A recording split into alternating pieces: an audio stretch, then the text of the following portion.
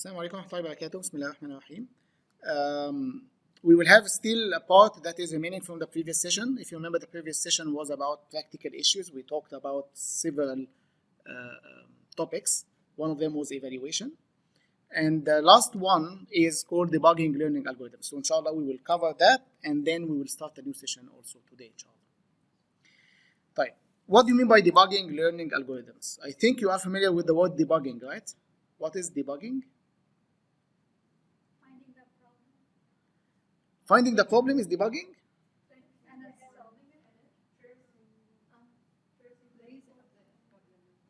Okay, so finding the source of the problem. Usually you have a problem, okay? But to find the source of the problem so that you can fix it, this is what we do in debugging, right? You wanted to say something else? So this is debugging in general. What do you mean by debugging learning algorithms? What do you think? Yes.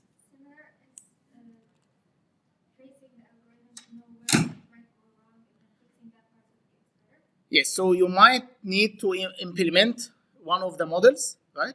Like what you have in the assignment to some extent. Of course, you don't implement it from scratch, but you change or you add something. And you want to know where the problem is if you have some problem in the output. So this is one aspect, okay? But the major aspect that we will talk about in this part is about the performance. What if your implementation is correct, but the performance is not as you expect, okay? Because remember that here the machine learning system is not just the implementation of the model, right? It has something else as an input. What is that? What is the input to the system for training and testing? The data, right? So you have data also. So there might be a problem with the data. Features, size, things like that, right? So it's not just about the correctness of the implementation that we talk about here. Right. Look at this and tell me what you think.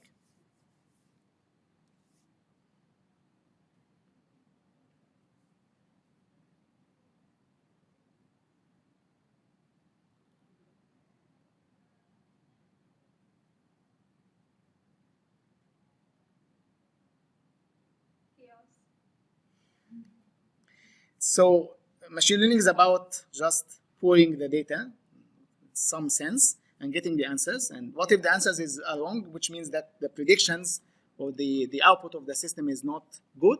Maybe you should steer the data again. Okay. So do you think this can be a solution to some of the problems? We'll see. Right.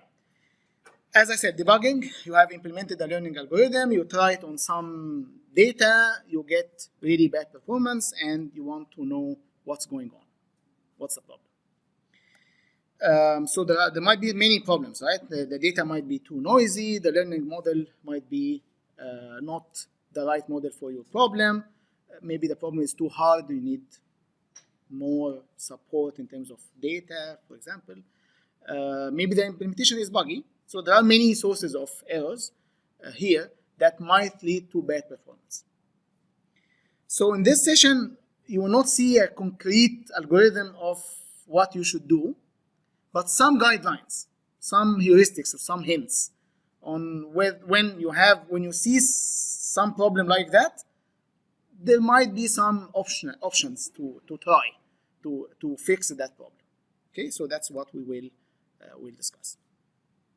We'll do that in terms of questions or problems, and then we think about what could be the source of the problem.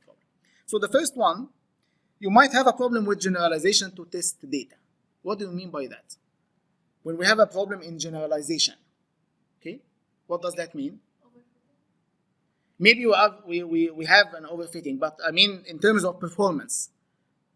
What is the meaning in terms of performance? Yeah, so we have bad performance on test, while we are having reasonable performance on training, right? But we have maybe very bad performance on test, right? So that's what we will have if we have a problem with generalization. Right.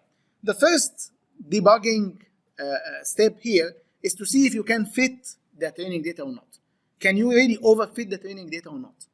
Okay, because if that's the case, then we might think in a second step. So we need first to clear, are we able to overfit the data? Of course, we are doing here debugging. We are not saying, of course, overfitting is good. Okay, but we are trying to see where the source of the problem is. Okay, so we are doing a step, maybe a step that includes cheating, or a step that we know that this is not the right one in terms of the general model, but we are doing it because we want from it to know where is the source of the problem. So we'll ask if we can really fit, if we can overfit the data. Overfit means we're getting very good performance on training sets, right? Right. If this is the case, then yes, the problem will be in generalization. Because we are getting good performance, we are able to overfit the data, so we are learning very well from the training data, but we are not getting that well in test. So maybe the model that we are using is too complicated. Now, we didn't probably talk about complexity before, or whether the model is complex or simple, right? So when can we say the learning model is complex or simple? Do you have any idea? When can I say that this model is very simple, or this model is very complex or very complicated? Is there any indication or that can tell us which is which? Huh? Oh, you mean the time? No, this is not the measure, the right measure here. Okay, because you might have a long time in training just because the data is large, right? So that's not the indication. Yes.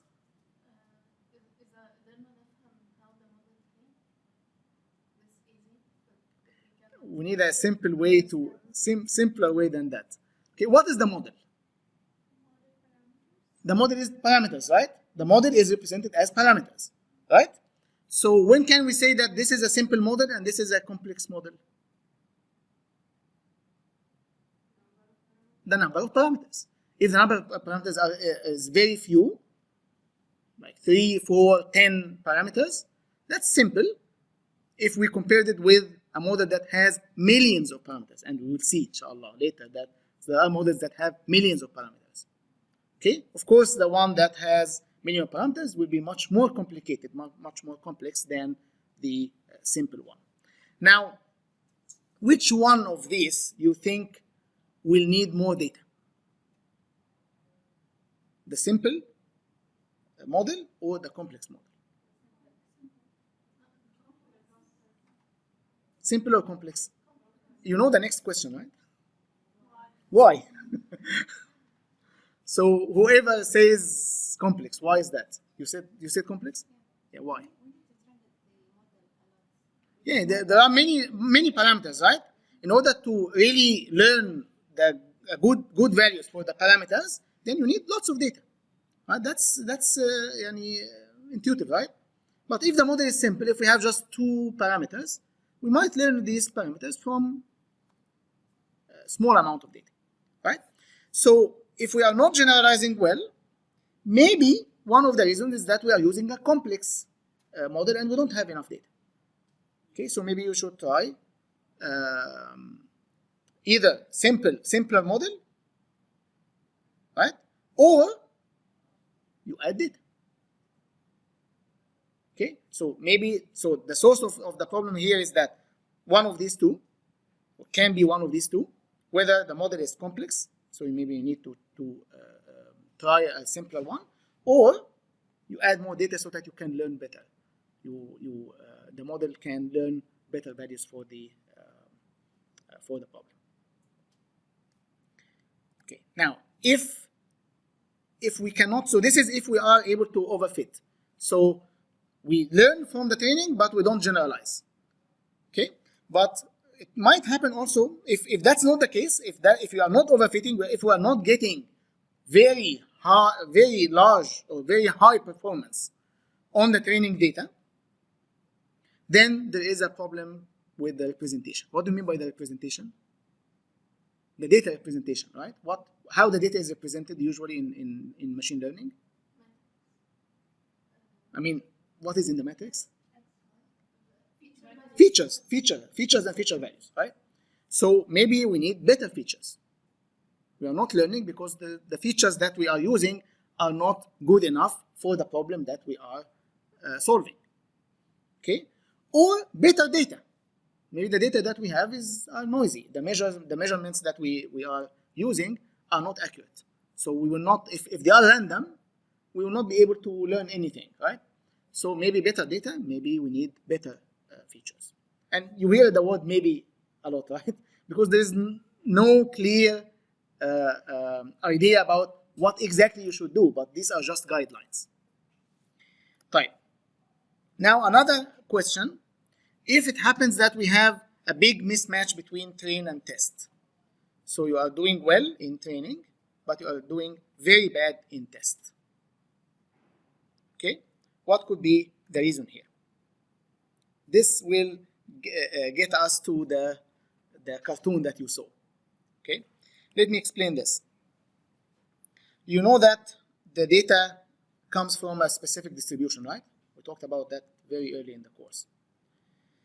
If the distribution in training is very different from the distribution in test, do you expect that the performance of training will match the performance on test? You learn, it's like you learn something completely different from what you will be tested on. Okay, teaching you machine learning and then testing you on physics. Okay, so you will not do well unless you know physics. But if you don't know, then you will not do well. So the distribution here of the data is very important. Type. What can make the distribution of the training set different from the distribution from the test set? How did we actually get the training and test? These two things. How did we get them? We split. We did the random split, right? We had actually a set of labeled data, and we just randomly split part of it to be to be training, and part of it to be test.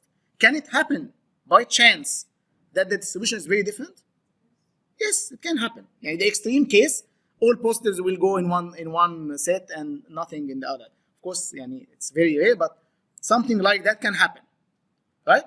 So the solution for that, if that's the case, then how can we fix it? Because that will lead, of course, to mismatch in the performance, right? We will see maybe very good performance in training, but very bad performance in test. How can we fix this problem? Isn't that what we saw here? Just here, and then it will be better, inshallah. Okay. Okay, so that's very similar to what you said, right? Mix them and split again. Or there is, by the way, there is something called stratified sampling. Have you heard about it? So stratified sampling is not completely random.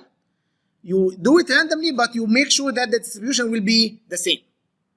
Yani you make sure, for example, مثلا, the positive is 40% and negative is 60% over all labeled data. So you make sure that the training has 40 and 60, and the test also has 40 and 60. Okay, what exactly the samples can be random, but the distribution is the same. You make sure that the distribution is the same. So that's the point here. Another thing also that probably is not written here is to make sure that you try to make sure that the distribution of the labeled data that you have, which is this point is even more important, is matching the distribution in real life. Okay, because remember why are we building these models?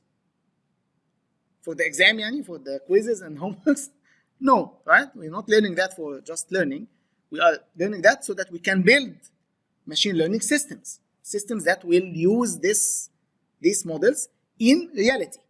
So if the distribution that we used for training and test in our experiments is not reflecting the real distribution in real life, then it's like we are testing on something that is not real. When we will get to try the model in reality, it will not work as we expected. Okay, so we need to make sure of that also. Yes.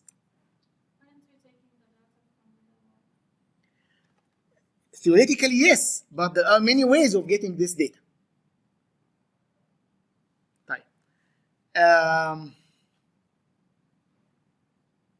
Let's say that I'm getting the data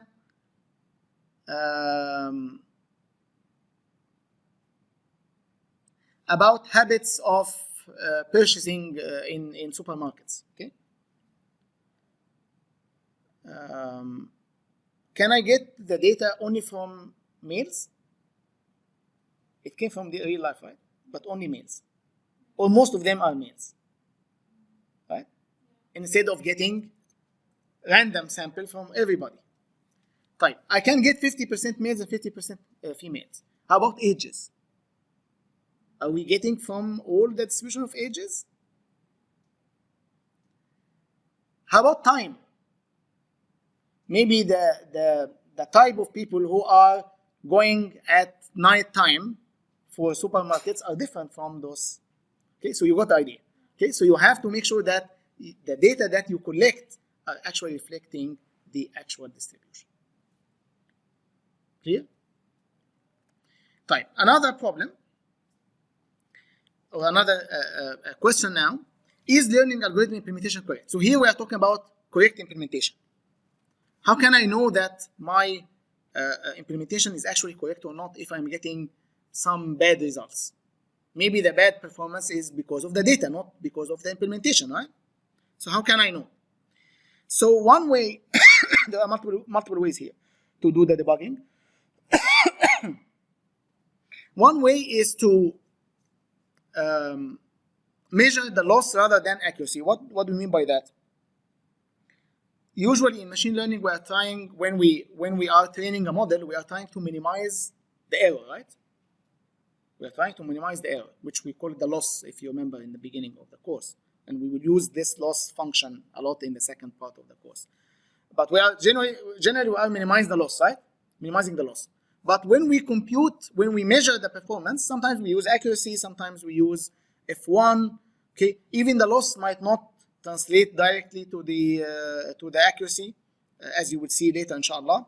So anyway, the loss function that is actually minimized is not exactly the one that we are using for performance evaluation. So in order to know if your implementation is correct or not, you need to really check the loss. Is it minimized over time or not? Let me give you an example. For perceptron, if we are doing more passes, more iterations on the data, do you expect that the training error will decrease or increase with increasing the iterations? Will decrease, right? So the loss should be decreased, should decrease over iterations, right? So this is something to check. If the loss is not decreasing over the entire data set with every iteration, then there might be a problem in your implementation that makes it not decreasing. Okay, so this is the first point. Second one here, and this is a debugging tool usually in any data science project. When you have when you are testing with data, if you have thousands of examples, it will be very hard to trace with every example, right? But it will be much easier to debug with small data. So usually we use what we call toy data set. What do you mean by toy data set? Data set that you created manually, okay? Very small data set with maybe few features, few examples, and you know what should be learned from that, and you test your implementation on that small data set. It will be much easier to trace your the behavior of your program or your implementation with this toy data set. By the way, many of the things that we will discuss today, you will make, or you might make use of in your assignments. Okay, so think about this whenever you see something that is not expected from your implementations. A third thing, if possible, compare against reference implementation. What do you mean by reference implementation? Implementation that we are quite sure is correct. Now we want to know whether your implementation is correct or not, right? So maybe we can compare it with a correct implementation. But where is that correct implementation? Where? my friend مثلا in the other group had the correct implementation, so I need to compare with it. What do you think? Any ideas? How about searching Google? صح? I sense that that's what you are thinking about. We search Google, find some implementations for the, right? This is the reference implementation, right? Why? Why do you think this is the reference implementation? Yeah, in the first link when you type the name of the model, first name, open source, and the name of the model, you get it.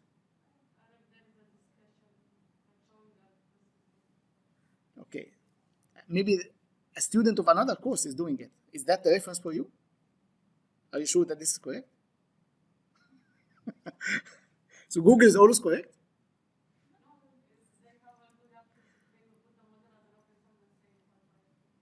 A student did it, right? Maybe it's wrong. Type. I don't think, of course, you should not do that. That's not the reference implementation. That's not the reference implementation. What should be the reference implementation? Yes. No, that's the previous point. Yes, but still we're talking about another implementation that is correct so that I can compare with in terms of the performance and in terms of the decisions. Okay. Let me give you maybe a simple example. Okay. Let's assume that you trust my programming skills. Assume. Okay? Maybe it's not, but assume that you trust my programming skills, and I have the answer for your model that you are trying to implement. Maybe you can think of my implementation as the reference implementation. Okay, so you can compare the output of these two. But of course, that's not the solution that I'm looking for here. So the reference implementation comes from somewhere that is trusted. Right. If you are interested in machine learning and you want really to maybe continue with that, you might know already, or you will know that there are libraries that implement, or in which the standard machine learning algorithms or models are implemented already. Okay, and they have been used for years. Okay, so that's much trusted than just Google to find another implementation from another student. So maybe well-known library will have decision trees already implemented, or perceptron that's already implemented, and you just compare, you use it, okay, on your data, you compare the predictions here and there, and if they match, then your implementation is correct. If not, then there is a bug in your implementation. Okay, you got the point now?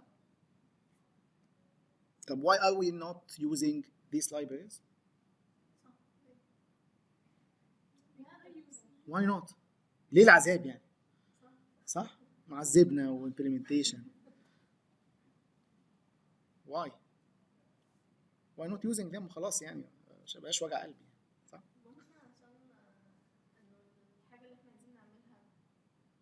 It's different. مش عارف يعني، عارف هم الناس كده الدكاتره بتوع جامعه قطر بالتحديد دايما بيحبوا يعقدوا الدنيا.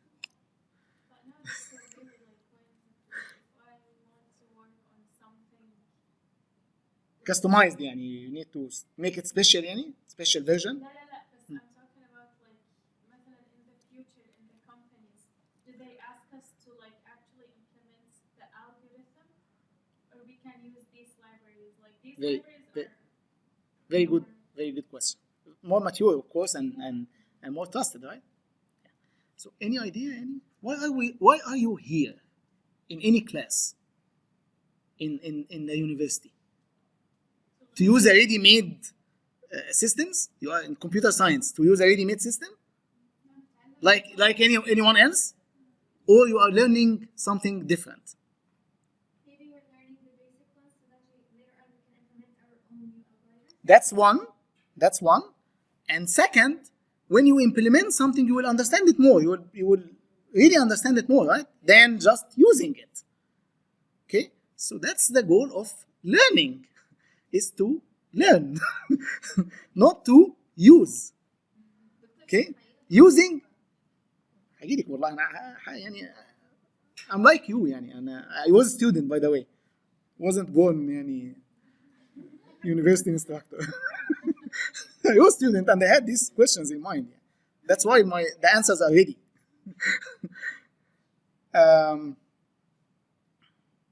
So one point is what you said, Aya, about extending them in the future, and the other is about learning the basics of them. Okay. Type. Your question is about what will happen in the future. Okay. What will happen in the future? I don't know, of course, because it's future. But you might face both cases. You might need to just use a ready-made library, but now you understand when you use decision tree how decision trees work. When you use perceptron, how perceptron. I hope you understand. Okay, how this works, so that you can really know which ones you use, or you might extend them. Okay. If you need to extend them, then you need to get the source code and then live with it. Okay. If you implement it before, of course, it would be much easier.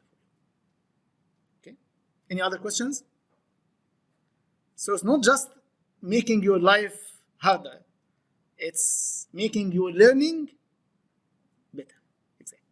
Yes. Is it the name of a library, machine learning library? I couldn't hear it. No, I didn't say. You want me to say? There are many. There is scikit-learn, yes.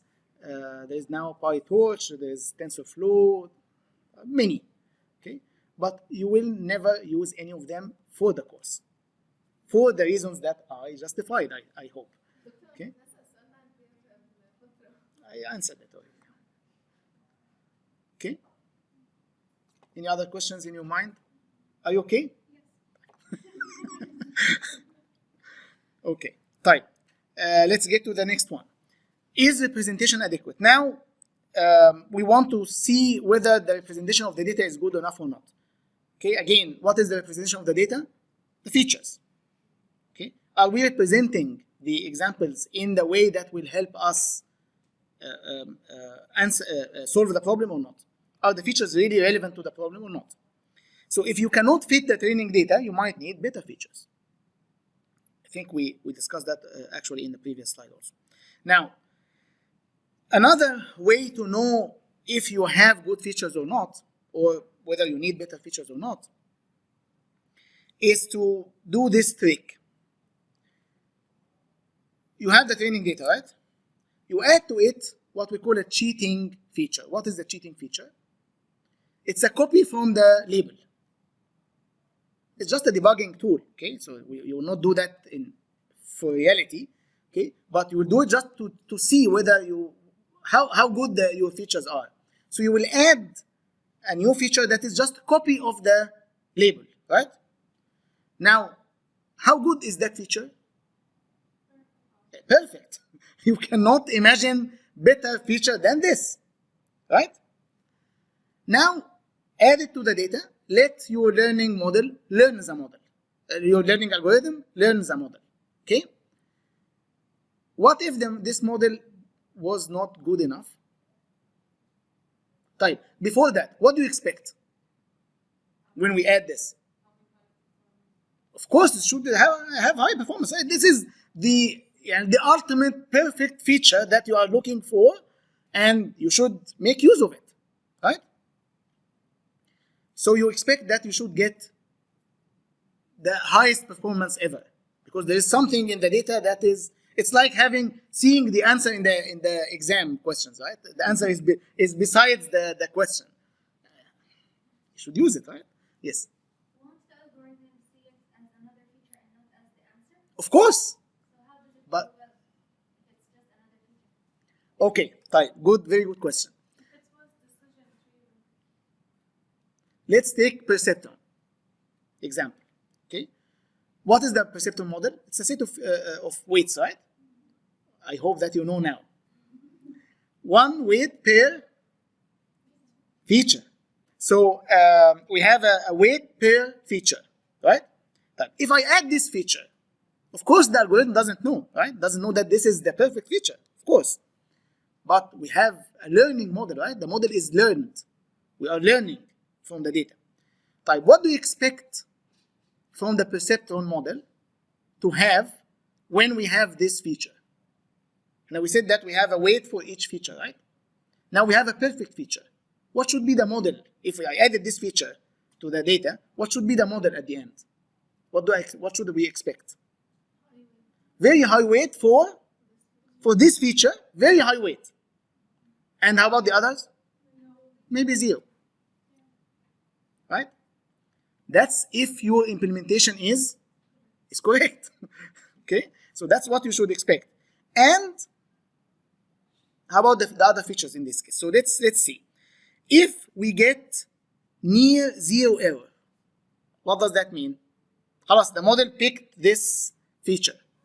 Okay? طيب, now we said that we might have a problem before that. يعني why are we doing that? Because we want to debug. There is a problem. There is maybe performance problem. We are not getting good performance on training. When we added that, we got really good performance. So that means that the original features were not good enough. The model actually knew that this is the best feature, so it utilized it when it was there. That means that the others were not good. Okay, if we got good performance. Fine. So maybe we should work on better features. Or maybe the learning model is not a good one for this problem, so maybe change the learning model. If you didn't get good error, the problem is more severe. Okay, you didn't get good error, although we have this feature, right? So maybe there is a bug, or the features were actually noisy. Okay, still you need maybe to add better features. Okay, right. The last point. Seems like we will not get to the new session, and that's okay. The last point here is that when we want to know if the data that we have is enough or not. How can we know that the data, let's talk about training for now. How can we know that the data that we got for training is enough or not? Any ideas?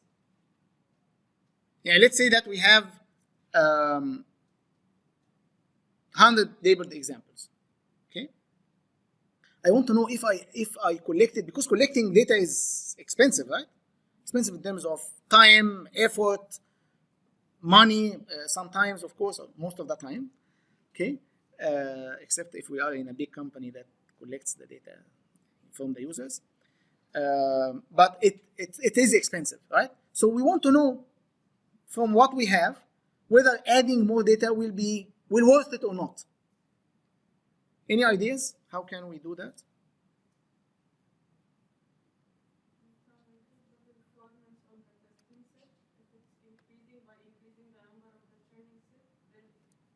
Okay, very good, very good. So let me explain this, and we can do it even on training only. Okay, so let me explain this. Let's say that we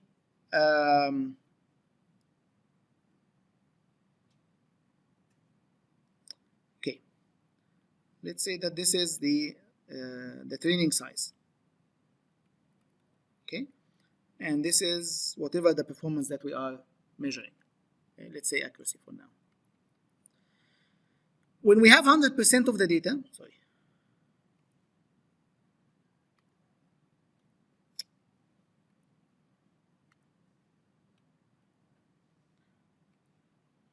When we had 100% of the data,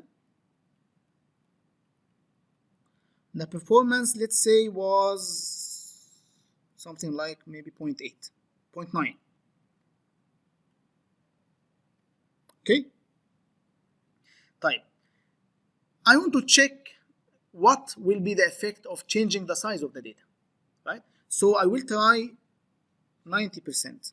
I can, right? Without adding more data. I'm using whatever data I have. Okay? So I will just try on 90%. Type. That was 0.9, right? What if in 90% we got 0.5? What do you think?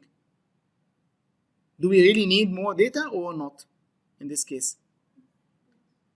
Is there any evidence that increasing data will improve the performance? Increased a lot, right? Increased a lot. So that means that probably we need more data. If we get more data, we'll get even better. Maybe this should be not 0.9. Let's make it more realistic. 0.7 and 0.4.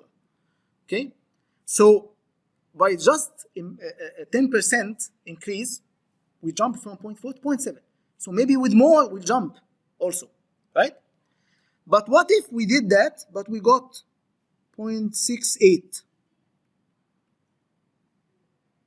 So probably it's not worth it, right? Because the performance increase when we increase the data wasn't that much. So probably we are saturated. يعني خلاص, we don't need more. Okay? If we need more, the removal of some of the part of the data will have a big drop in performance, like the first one. But if there is no big drop, then probably we are saturated, then we have enough data. Okay? So this is a trick that you can do to know whether adding more data will be will make an effect, a positive effect in your performance or not, without actually adding. Okay, so here the idea is to remove and test the difference in performance. Okay, so try training on less training set. How much does it hurt performance? Okay. What if performance increased actually when you removed some data? Can that happen? It might happen, by the way. Maybe you remove data that is really noisy. Okay. Now the data is more clean, but that's not the usual case. The usual case is, yes, when you decrease the data, the performance will decrease. Okay. We still have 5 minutes. Do you have any questions? Right. Let's switch now to the new session, which is called Beyond Binary Classification. So we'll switch a bit from binary classification to maybe larger or different problems. But we will still use the concept of binary classification, as you will see. So in this session, we will talk about two new or different types of problems. The first one is called weighted classification, and the second is multi-class classification. We started to talk about multi-class classification already, right? But we didn't talk about the models themselves. We just talk about multi-class classification in terms of evaluation. And also in this session, inshallah, we will talk about a new concept called reduction. So we'll start with the first one, which is weighted classification. And the problem here is that we are dealing with imbalanced data. What do you mean by imbalanced data? Let me give you an example.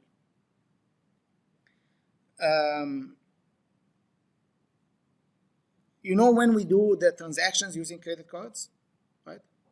What if our credit card is stolen? Would you like the bank to notify you that it is stolen? How can that happen? This suspicious transaction happened, right? And the bank has a person who is checking every transaction, or what? What do you think? System, اللي هو magic يعني system, or a machine learning system? It's a classification system, by the way. Okay, is it binary classification or not? Binary. What are the classes? Suspicious or not, right? Suspicious or not. Okay, so that's clear, right? So machine learning is used actually in reality, right? Okay, so that's a classification problem. Right. Now, in 1 million transactions, let's say that in Qatar, we have 1 million transactions per day, maybe. Okay, let's assume that. How many of them you think might be suspicious per day? 5, and you are optimistic, right? Maybe 1. 5. Okay. 5, and on the other hand, 1 million minus 5, right? Right? You see the distribution here? It's very rare class versus completely dominating class. Okay, so this is what we call imbalanced data. There is a class that we want to detect, but it is very rare. Okay? Type. What do we expect with that? What do we this is an example, by the way, from the textbook. And why is that a big problem then? Why is that a big problem? Let me give you another example. If I told you before, you had an exam 2 days ago, right? If I told you that in the exam you will have 102 forced questions, okay? If I stopped at that, fine. That might not affect your studying, right? But what if I told you that only one of them is false? What would you do in the exam? Everything is true, right? Will you study for the exam? It would be silly to study. Why should you study, right? You will just say true or false, whatever was the one, and you will get what is the worst case score for the exam? 99%. If you are lucky, you will get 100. But you will get 99 if there is one and you said all of them. Maybe you will be maybe more smart. You will select one to be false. Anyway, you will not study, right? You will not study. Okay? And you will just say all true. That's very similar to what will happen when we try to train a model on a distribution like that. Million versus 5. There will be training, but the model will think that everything is negative. Now, the positive always is the rare case, okay? So suspicious, not suspicious, not suspicious, not suspicious. That's all the training data, and then one suspicious among 100,000. And then after 1 million, there is one suspicious. Okay, the model will generalize and say everything is true. Everything is false in this case. Okay? Why is that? Because the model is learning to minimize the error. And this way, it will minimize the error. Right? If I say everything is false, everything is negative, nothing is suspicious, I will get very high accuracy. Very high accuracy. 99.9%. How can I get better than that? Plus, I will just say this. Right? So that's a big problem. If we didn't deal, of course, this is not the right measure here. Okay? But that's how the model is usually learning. It's by minimizing the error. So that's a big problem, and we have to deal with that. Okay, and that's what we will know next lecture, inshallah. Assalamu alaikum.